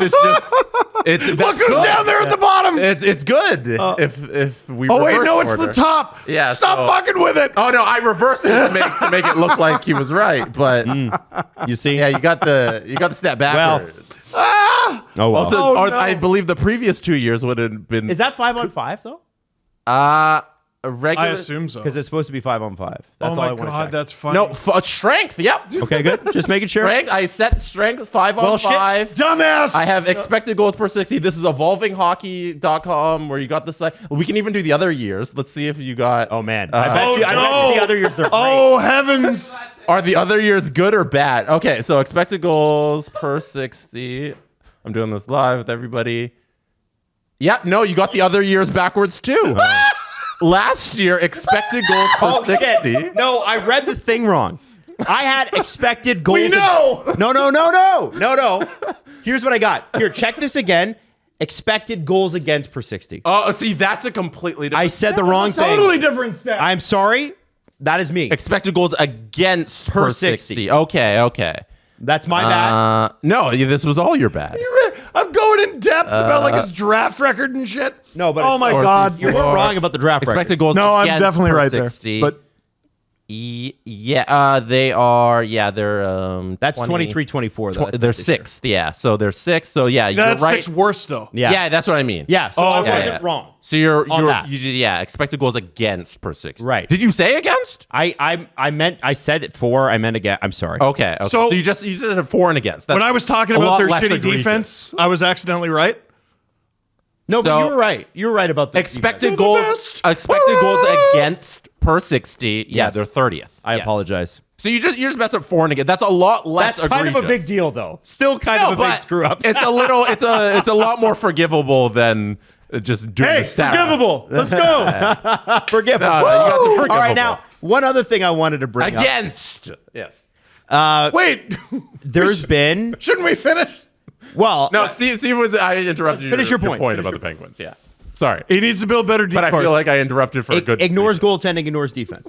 I don't know about ignores goaltending. He struggles to Matt have Murray and two. Peter Mrazek. No, I know he struggles to have two. You luck into Good Jack ones? Campbell's really good 18-month role. Oh yeah, and I mean, wait, was Martin Jones him? No, he wasn't. So yeah, that decor needs help. Is a consistent piece of feedback for Kyle Dubas teams in the NHL. Guys, there's been a new arena announcement. Just last thing, the stats there. I think things are a lot better with in Penguin Land. Well, If- for scoring it if is. they're up there and scoring, just figure out how to play fucking defense. I don't think they have the personnel, man. Well, this is what I'm saying. Yeah, it's a lot simpler than we think. This right? is they have the stars up front. They have better depth than they did last year. They could have some goaltending. It might be at least okay. All it the needs to be decor's is not okay. good enough. Is the thing I would just want to throw out there, and I feel like I'm gonna get like my head cut off for saying this. If his name wasn't Mike Sullivan, are we having a lot more conversation about the coach Oh, yeah. being the problem? No. Dude, if it wasn't No. Mike Sullivan, he'd be fired. No, Absolutely. Absolutely. Could the coach be He'd be an gone. issue? He'd be gone. He'd be gone. We wouldn't be talking about firing him this year. We would have been talking about firing him last year. Yeah. He had signed the extension Yeah. before Dubas even got there. Yeah. He's Fenway Sports and Entertainment Group, the people, the management who used to be there who are no longer there, and I think that's interesting, signed him to that deal when, during the Hextall Burke waning days. Yeah, but Dubas is the GM and the president. Can't he fire him? No. No. Because Fenway Sports and Entertainment Group were a big fan of Mike Sullivan, and they don't want to pay him. Was he make 5.5? People 5.7? really do just write shit down on paper. He makes Like, he makes. They're not gonna. They're gonna Let him make a decision. They're not going to fire a $15 million contract into the sun. Like, it's a 3-year extension, isn't it? And it's 5+ a year. And they're like, no, you're stuck with this guy. By the way, everybody's like, he's going to be Team USA coach. And I keep going, yeah, how come? How come? Right, he's the Four Nations face-off head coach plus Team USA at Yeah. the Olympics. So you have somebody who's tied to this big organization of Team USA. Comes the cachet of being that head coach, and in the last couple of years, he's been in charge of the team with some of the worst goals against per 60 in the league, and also the worst power play that we've ever seen in modern hockey ever. And then he's going to get Team USA, and they're going to kill it because they're probably the best team on paper. Right. It's not so. No, I'm excited for that because we'll find out like how much of it is the horses and the personnel or the coaching. I don't think nobody's really blaming the coaching right now. Well, I don't think Sullivan. I think Pens fans are. I don't know. I don't know enough about that. They are. Like, again, it goes back to like, okay, so you're going to scratch Bunting, but Beauvillier is going to continue to do what next to Crosby? Here's the thing, man. Sully's a very good coach. Sometimes it's over. It's just over. Usually when a coach gets fired, it doesn't mean they're bad. It just means that it's over. You're ineffective on the team you're on. Sheldon Keefe was never a bad head coach. No. It was just, it's time to go. It was time. I still think he's a match made in heaven for the Devils. Oh, yeah, he's perfect. I didn't even mean to be that clever. Wow. I understand from a business point of view why they're like, well, why would we get rid of Sullivan? We have to pay him $5.5 million, and if he's not working for us, we're paying that for nothing. The guy is Glad from you asked. Boston. It's Fenway Sports and Entertainment Group. Come on. What do you think's going on here? Glad you asked. The answer is to win hockey games. That's clearly not the priority for the Sox. That's clearly not. Who else do they own? Liverpool. I don't know if any other. Well, Liverpool's doing. Isn't well. it Liverpool? Yeah, something like that. I think it's Liverpool. The Sox and the Pens are not teams that are built to win. Okay, and North Not yet. American teams. Can I get Penguins to the, are better. Can I get to the truly important news, guys? The $1 billion arena complex in Nevada. Oh, Adam. Is it in Henderson? No, Damn. no, it's not. That sucks. Nevada things happen Arena. in Henderson. It's in Reno. Ooh. Grand Sierra Resort, Nice. and it's spearheaded by owner of the Tucson Roadrunners, Alex. Oh my God! The MLH finally finds their home. Yeah. Really? Yeah, so it's going to include a 10,000 seat arena, a satellite ice rink, a dedicated parking garage, I've fan seen this zone, before. workforce housing, and more.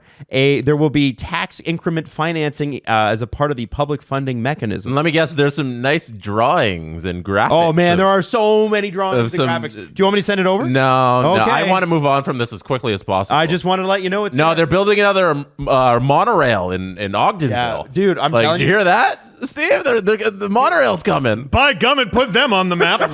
Like, fuck you, Alex. You know what's nuts too is Tucson. Apparently, I don't have the numbers in front of me. But apparently, they draw really, really well. Sure. Like a lot. Like they Okay. they regularly. No, Tucson. Like where know. they are. Mm-hmm. So it's like, why would you move them? Because he's not particularly clever. He's not good at it. Take a shovel and put it in the ground, or I'll tell you where else to put it. Who cares about this human being? Yeah. All right. No. Now, Steve, Holy shit. let's talk very quickly. I want to talk quickly about the Mats Sundin event that you were at. You hosted was it a 60-minute Let me bring up the session? It was in conversation. in conversation at the fireside chat. I hate that term. There's no fire, by the way.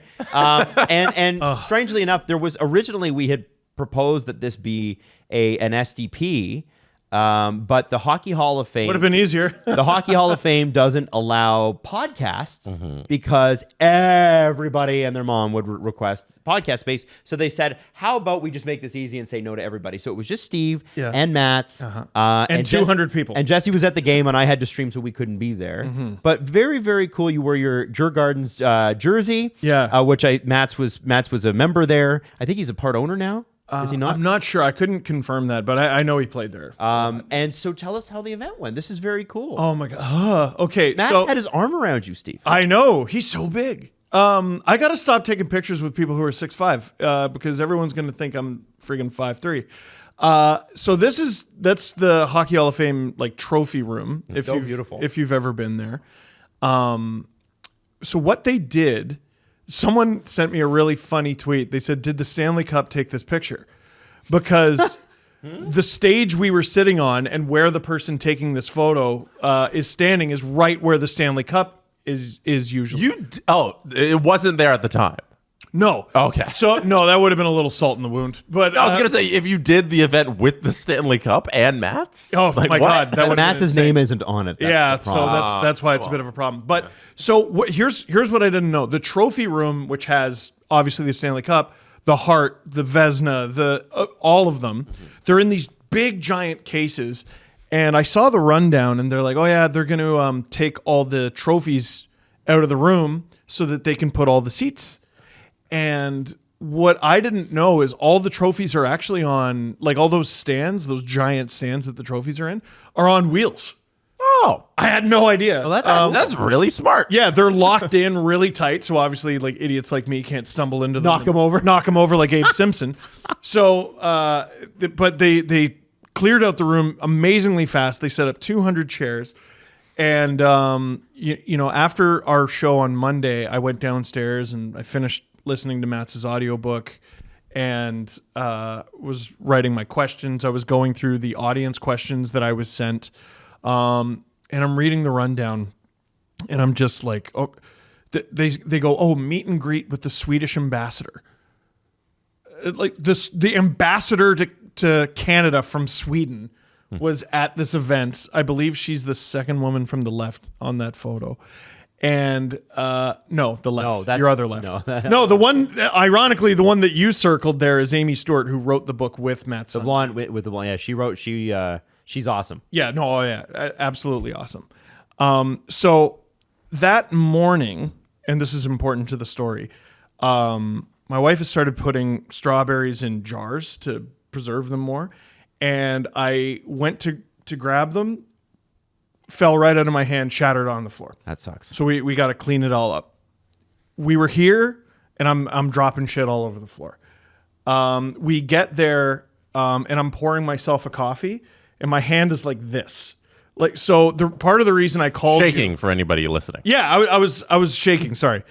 Part of the reason I called you, Adam, exhausted after the Tampa game is the adrenaline dump of the day. I was so fucking nervous for this event. I was so scared because it's an hour on stage with Mats Sundin. This is the only event where he's going to do this, and I don't want to be shitty for this guy who I grew up watching him, and I got to meet him. He signed like 250 books in a disgusting amount of time, like just so fast. I could never, and I'm talking to Amy before we do the event. I'm like, I know he's done a bunch of interviews. What hasn't he been asked? What has he been asked that's a waste of time? You know, what I talked to her about the book. It was nice to have someone to talk to the book about, or talk to about the book. Talk to her. Talk to her. Wow. I did. Great name for a podcast. It really is. And she really helped calm me down. And the only way to get through an event like that when you're that nervous is the way sharks sleep their brains a quarter of their brain at a time. Okay. That's from Time at the Zoo. Half of your brain, just when you're sitting on stage with Mats Sundin, you're sitting on stage with your childhood, needs to just be elevator music. And the other half of your brain just needs to be concentrated on doing a good job here. And then like it all connects at the end, and you sort of wake up on stage where the Stanley Cup should be, going, holy shit. I managed to hide my Djurgården jersey from him until he got on stage. There's a great photo I have. Here, Jesse, maybe I'll try to send it to you. There's a great photo I have that someone sent me where he's genuinely surprised to see it. There you go. I managed to hide it from him. I got a few laughs out of him. I got a few laughs out of the Swedish ambassador. He got the whole room just swooning for him because he was talking about the Leafs so romantically and what it was like. I brought a stat up to him. Here's the photo. He's looking at the Djurgården thing. He's like, oh, no way. Where'd you get that? What was I going to say? Oh, yeah. I brought this stat up to him. So he only played 41 games with the Vancouver Canucks in his 18th and final season. But Don't talk about that. no, we don't. In the 17 seasons before that with the Leafs and Nordiques, he missed a total of 55 games. And I said that to him, and there's a few like, whoa, like from the crowd. And he just goes, is that good? I go, that's incredible. Yeah. I go, that's an average of 3 a season for 17 seasons. He had 8 perfect seasons where he played, a few of them were 80 game seasons, a few of them were 82, and one of them was 84. Post lockout. Yeah. And even the 94-95 season, he only missed 1 game, and there was one other season where he only missed 1 game. So there's a 10-season chunk of his career where he missed 2 games. It's absolutely insane. So I talked to him about that. Talked to him about some of the funny stories from his book, and I don't want to blow them all, but like him taking shots on his grandma in the driveway. He has one of the most gruesome hockey injuries I've ever heard of. I've never, ever, ever heard of a player taking a slap shot to the forehead, and when the team doctor is trying to dress the wound, he goes, what is that? What is that? And he's picking at it, and he pulls it out. He goes, Mats, you're not going to believe this. It's a shard of the puck. Wow. Part of the puck broke off in this man's head. Absolutely unbelievable. Why don't everybody wear a visor? I don't know, man. Why did it take till? Mats did wear a visor actually early on in his career in with the Nordiques. Well, and he wore it after this injury, and then he went on a slump, and everyone gave him shit for it. Oh. So and he talks about that. Oh wow. But I was asking about his longevity, and you'll probably like this, Jesse. And what's your secret? And he goes, well, I mean, when I played, I was 6'5", and I was 230 pounds. And I go, I'm 230 pounds, Mats. It hasn't helped me stay healthy. and that got a big laugh. and then he looks at me, he goes, yeah, but you're not 6'5". Hey, I thought that was very good. that is good. Made me feel good about myself.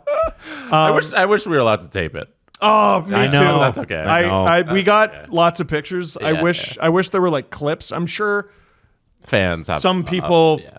probably against the rules took some videos and stuff. I would definitely like them for my own collection. I'll be honest. It's a outdated policy. The Hockey Hall of Fame. has. But you get it. It's outdated. It's a museum, right? Yeah. Museums are going to be stuffy. But events fine. don't need to be. Events at museums don't need to be. Is my point. I think we got to get with the age. That should have lived forever, and it's a shame that it will only live in memory. I think that should have been recorded and put on, even if it was on the Hockey a Hockey Hall of Fame YouTube channel, like anything. But I can say we should be able to go back and watch that. I'm bummed about that. I'll be honest. I was so nervous. I was so nervous. And CJ said something great. CJ, who was there? CJ, who was there? Yeah, that was cool. He said something so good. I was just like, I'm fucking terrified. Like I'm so nervous for this.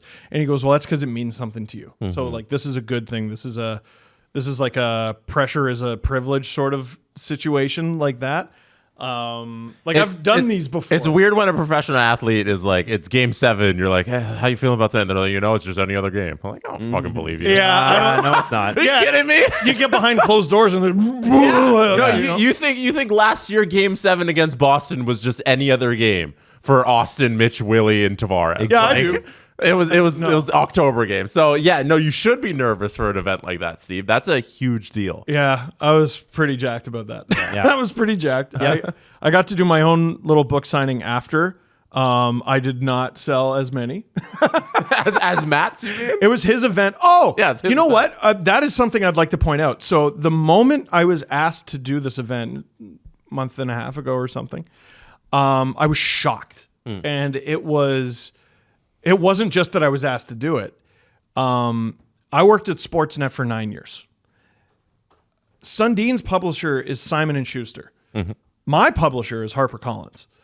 There's 5 big publishers in, I think, North America that are basically called like the Big 5. Wild publishing. Yeah. It's That's how we got his money. That's right. It's back in the day. Big Daddy. Yeah. Marilyn and Sons, No, it was Book publishing. What was it? It's like HarperCollins, Simon Schuster, Penguin Random House, Yeah. and Harper Bazaar. Harper Bazaar, I don't know. and probably President's Choice. Yeah. Galen Weston. So it's the big five, and they compete with each other. And Simon and Schuster asked me to do this event for Sundin in his book, and I thought they had made a mistake. And I reached out, and I'm like, "Hey, so I have a book coming out like less than a week before his, or a week before his, and I'm actually with HarperCollins." And they're like, "Yeah." So, would you like to do the event? And what I couldn't wrap my head around, because Sportsnet, and they didn't even like you tweeting at people who worked for TSN. Yeah. It was brutal, and it caused strain at times in my time there. Publishing is completely different. Completely different. Business is completely different. Traditionally in business, if you work together, you combine forces, reach a bigger audience. What's that old phrase about ships? Rising tide. Floats all boats. Yeah, Floats all boats. Yeah. Good No, business is working together, not against. In the book world, it's more people who are buying books means more foot traffic into Indigo, which means more books are gonna sell. Yeah. You know, like it's podcasting would in theory be the same. 100%. It's just a bit of a I don't know. It goes to like cable giants more than anything. It's not. Yeah, because in traditional old media is you can only watch one channel at once, so you need to compete. So you can, but that doesn't apply to every other business world. No. The Kitchener event that we're doing, which is sold out now, Kitchener Public Library, we're doing an in conversation with Craig Custance. He has a book as well. Is there gonna be a fire? I hope not. Oh, okay, good. What is that from? Fireside chat. Hey. No, You know what? checking. Let's bring one. Yeah. Let's bring like one of those fake ones. Craig and I don't have the same publisher. And so it's just a completely different world to me, and everyone's just happy to help. The music world works the same way in that you don't have people from different labels crossing. Like they kind of stick their own labels in terms of creating the music, but releasing music, they all try to do it at bulk, because when people are buying albums, they'll buy other people's albums. When people are listening to music, they'll listen to other people's music. So you want to be on big release days where everybody's listening, because that's how it works. You know, when people are doing, if you got more people to listen to podcasts, all podcasts would have more listenership. I'm cheering for other podcasts. The more people we get over to this, the more advertisers are going to go, oh yeah, I guess we should advertise, because it's insane. Like in Canada specifically, the slow reaction time for advertising to come over to podcast, it's crazy, and the numbers are insane in podcasting. They're just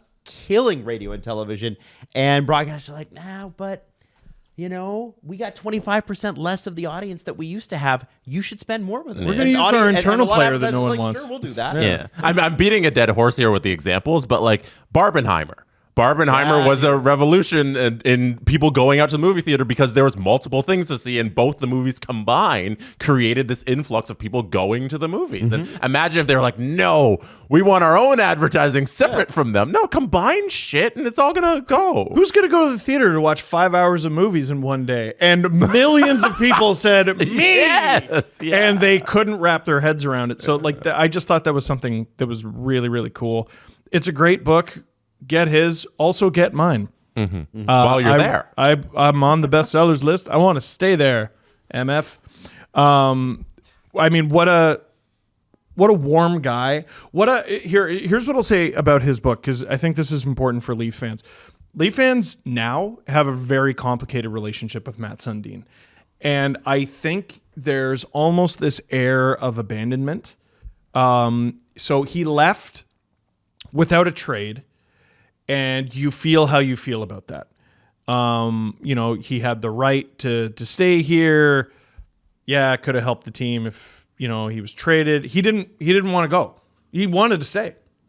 And, the team was like, okay, we will re-sign you, but we need to trade you. Like, if we re-sign you, we're trading you. But in the years that have followed, which is now over a decade, he hasn't been around. It's so rare to see him at Scotiabank Arena. It's like that game the other night where he literally got off stage, walked out the door onto the corner of Yonge and Front, and just Beast.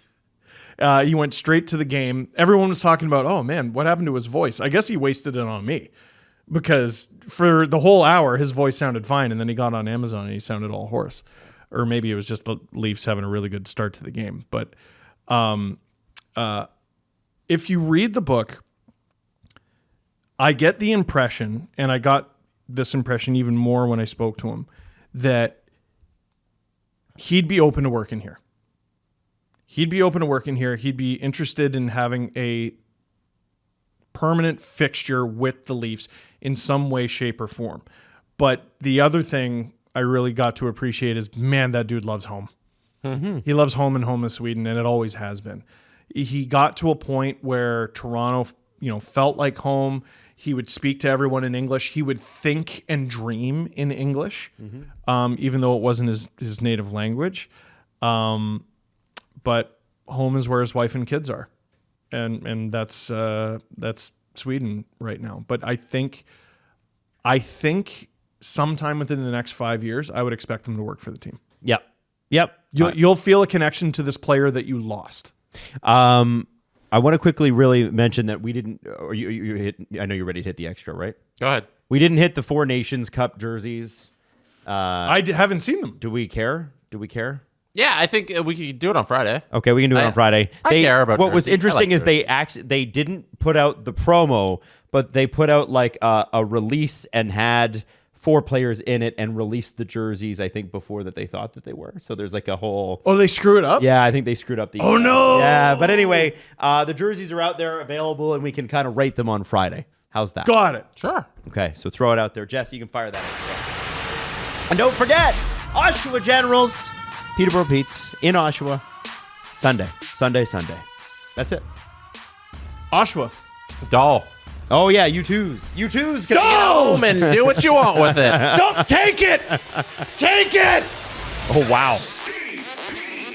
The Steve Dangle Podcast. Follow the guys on Twitter at Steve_Dangle, at Adam WYLDE, and at Jesse Blake.